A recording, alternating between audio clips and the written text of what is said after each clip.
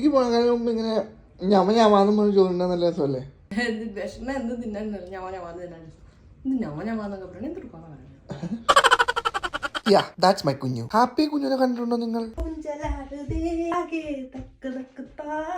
എന്തോന്നടേ ഇത്?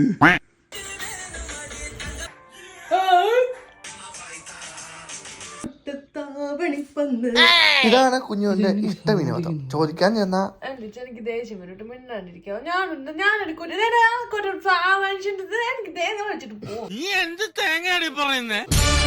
ഇടയ്ക്കിടയ്ക്ക് അവിടെ തീരുമ്പോ ഇങ്ങോട്ട് വരും.